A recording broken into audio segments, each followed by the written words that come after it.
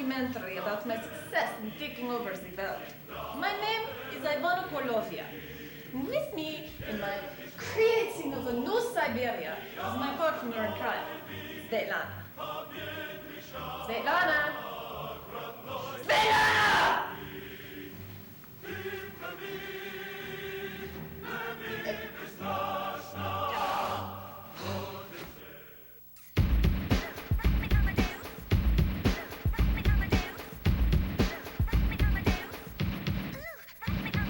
Tried to OD on the holdie. Golden girls got me. Sweating to the holdie. Hanging out like double D. Sipping on iced tea. What's Mayor McCheese? Take a shamrock shake, please. 3 o'clock on the dot. Time to quiz for 8th graders. Rather take the Weather Channel so that I can watch it later. Reruns are reruns. So what's happening? Deep knocked up and Raj on crack again. Deep throat, a whole natty body. Make whoopee. Do a batch of silly putty. Make a spam and Colgate sandwich and ate it. Go through National Geographic and Reporters on the news. So I like to dance naked in front of my pets. But my cat was in attendance. So I sent him UPS. Play spin the bottle with my mom. I watch cops with no pants on. Lots of motor views. Nothing going on. Lamer than the Pope. Playing Walter King Kong. Fucking out like toy spell ties. Better than the parents on a party of 5. Luciano Pavarotti on a treadmill. Not going nowhere. Slim chance we will. Let's hit the road, Jackson. Born like one. Dick around like Brady goes to Hollywood.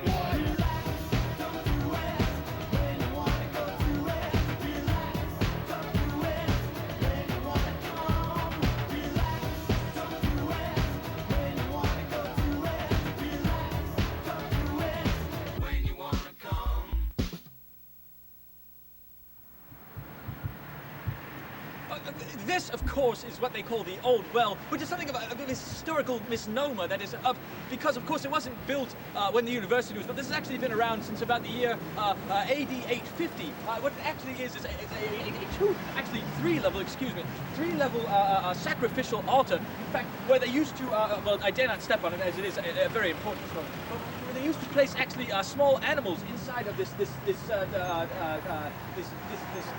the column here, where they would sacrifice it, of course, and let the blood flow into the where the street is now, of course, which wasn't there before in 850 AD, when, of course, this was constructed. Now, the superstructure that now covers the sacrificial altar, that is that what is in the center, is actually wasn't there back in 850 AD. This was actually built in 851, the year after they actually built the altar, in order to keep the rainwater out of the sacrificial dish or bowl, as it were, to keep the blood from mixing from the rain, where it would flow entirely too fast for them to keep up with it during the sacrificial, that is the procession from the altar, of course, to where the road is now, which wasn't present in 850 AD. Okay, let's move on. Welcome to Citizen of the Week, where we highlight the contributions of one individual who's helping out his or her community.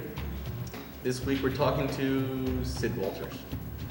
Sid, how did this all start? Hi, I'm Sid Walters, and I want to help out my community. As you probably know, I've lived in this community most of my life, and I've noticed a problem in the community, mostly with the homeless. I've heard people talk about the homeless, but very few people actually do anything. So I decided that I would start this year by humping the homeless, and that I spend most of my weekends humping the homeless, because that's when I have free available time. But sometimes I'll see the homeless just on the street, so I try to hump them when I see them. I think that if everyone just humps just a little bit, then I think this community will be a better place.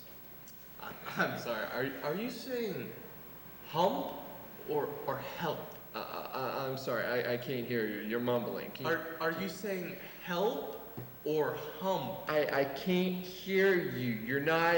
I can't. Hump? Do you help the homeless? Hump? Yes, I hump the homeless. No. That's what I've been saying. Do you help the homeless? Look. Do you speak English? Do you know about the English? Is this some sort of joke?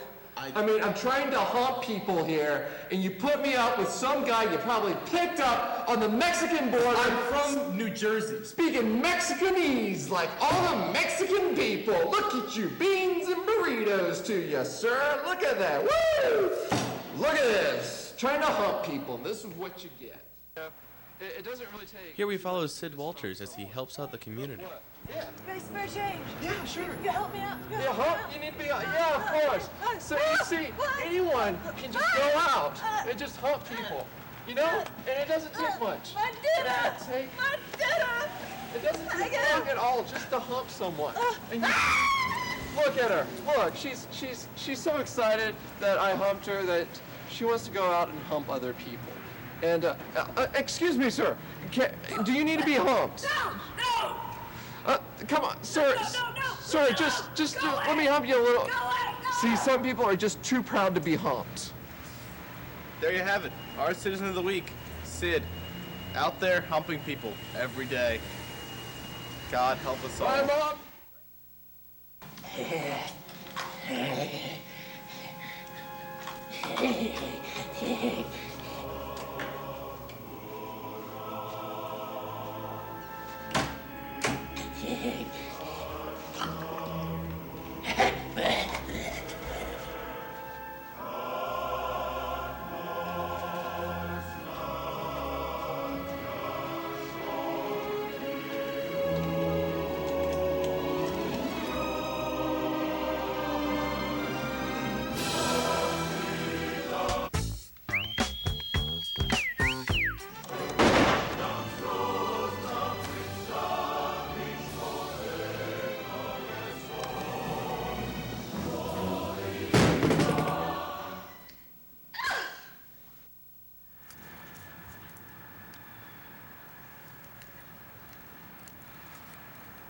Of course, we are now standing in front of a statue of bronze, as you can see, that a lot of people misconstrue, that is, of being a Confederate soldier, because we, of course, are below the Mason-Dixon line, and on the side, of course, of the Confederates. But actually, contrary to popular belief, this is, his name is Quiet Chris.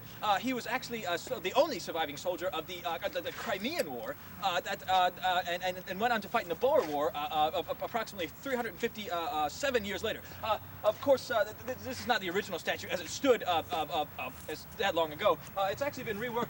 Of course, in 1952 they rebronzed certain areas of it that didn't change, of course, until 1977 when they added the second figure that sits here now. Of course, and why was it put up? It was put up, of course, to commemorate. Look at that ass. Wow, she is so. That is so. What am I saying? Oh my God, it's a girl. I gotta think about something else. Think about her. Ooh, her breasts. No. Oh God. Where is this coming from? I must have lesbian tendencies. On Giza. Of course, it was sent over by the French, who owned Egypt, from 1976 to 1977. Let's move on now. It's getting a bit dark.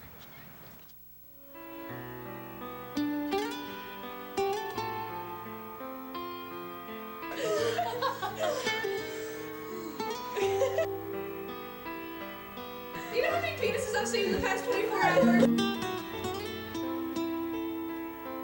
They're big, burly women, and they scare the out of me. I'll say it again, they scare the out of me. Okay. The game commences for the usual fee. Hello, everyone. My name's Helga. And I have lesbian tendencies. Hello, Helga. I'd just like to welcome everybody to Lesanon. If you're a new member and you don't feel like speaking now, that's fine. Just listen sympathetically to your fellow inner lesbians. Hi, everybody. My name is Jessie. Hi, Jessie. All right, Jessie. I realized I had an inner lesbian about 2 months ago. My inner lesbian's name is Chris. I was shopping at the Sarasta warehouse for club and clothes, and all of a sudden I got this incredible urge to buy flannel. So I dropped my tube tops, and I ran over to Structure. I spent like $300 on flannel, and it's gotten so bad since then that I can't even pay my rent. And I had to poop in campus.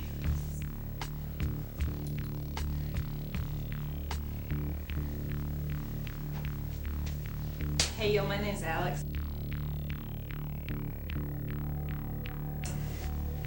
Alex. Yeah, so I went to this party, right? And, I mean, yeah, we had a little bit too much to drink. And, you know, it happens. And, you know, I'm really close to my best friend, if you know what I mean. So, you know, I just up and decided it'd be a good idea to try to kiss her. And, you know, I did. So, but, you know, she was cool with it. She was all right. It's just until her boyfriend came up and was like, threw a fit. He just didn't like that too much. And so I had to break his nose before he calmed down. I mean, I was cool.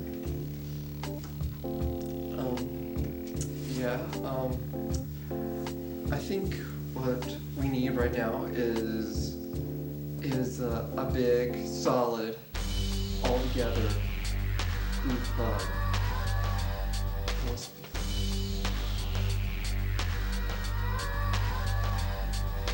Come on.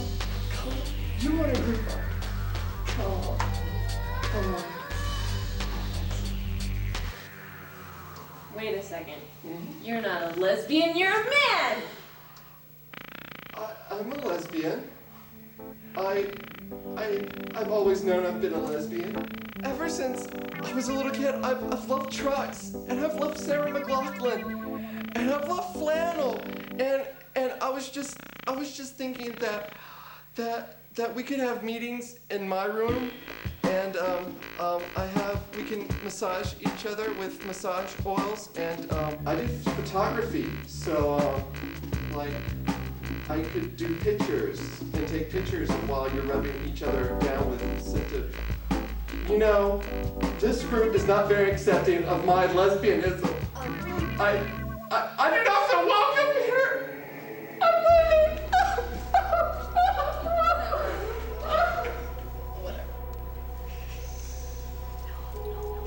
Okay, ladies, looks like we're about out of time. We need to discuss when we're going to meet again. Same time next week, good for everybody? I have rugby practice, and you know, after practice, like they water each house field, and it gets all muddy, and we mud wrestle. So yeah, don't want to ruin your fun there. How about Thursday? Ooh, Thursday's bad. Got a softball game. Okay, is volleyball practice on Friday? No. Okay, all right, that sounds like a good time. You know what, guys? I'm late to my Gropers Anonymous meeting, so let's call it a day. Come on.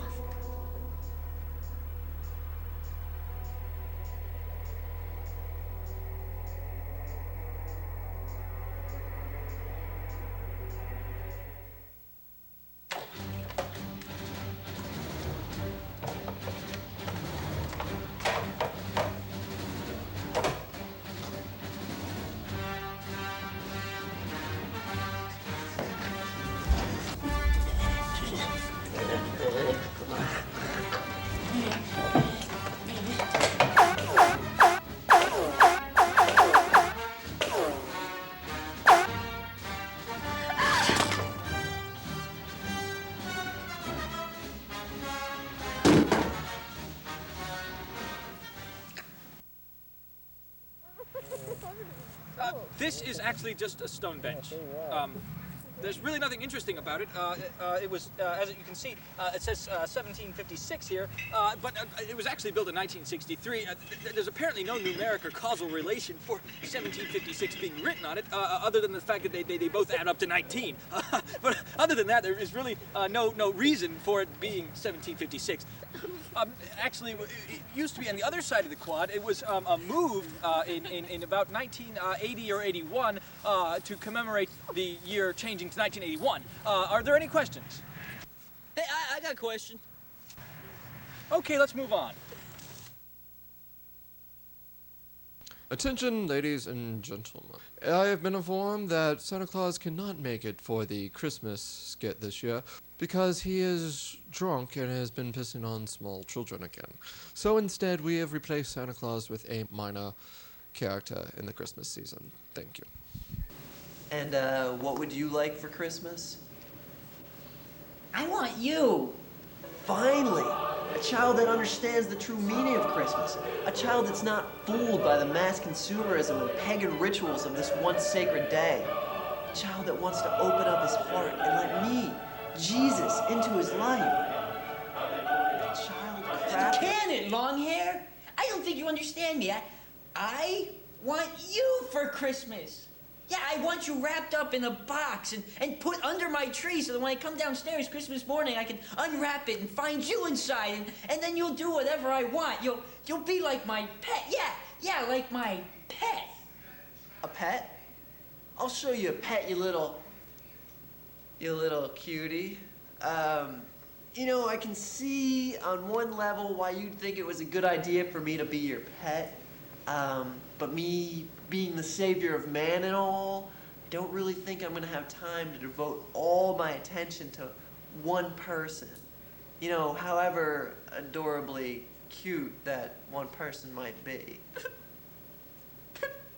Oh, Jesus! Oh, Jesus!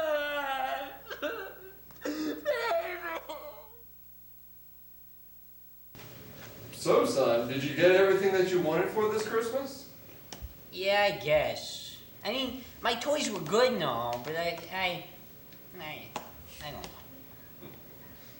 Well, I think there's one unopened package still left behind the Christmas tree.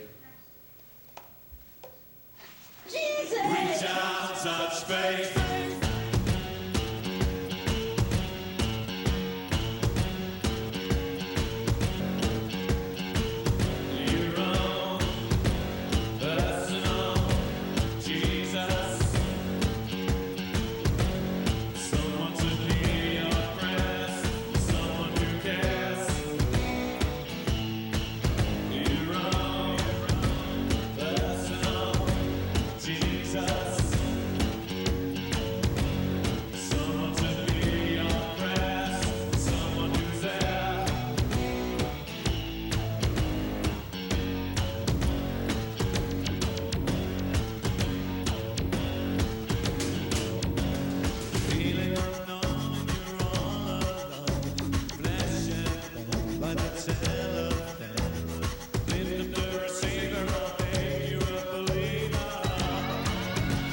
So go and bug your parents, kids, for your own personal Jesus. Thank you.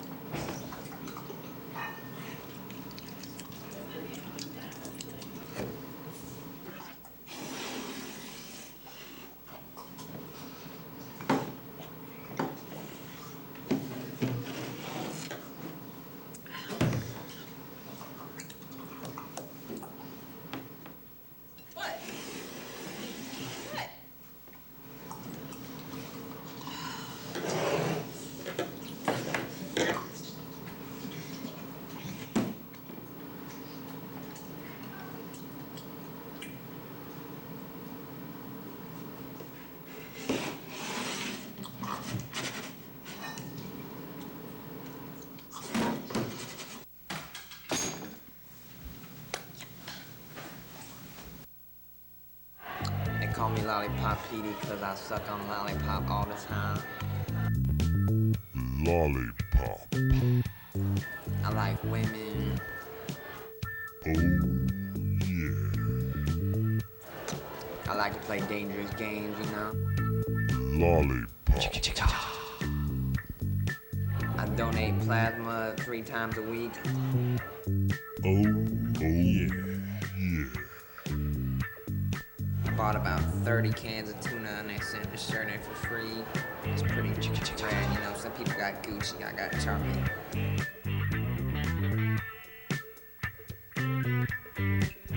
Oh, yeah.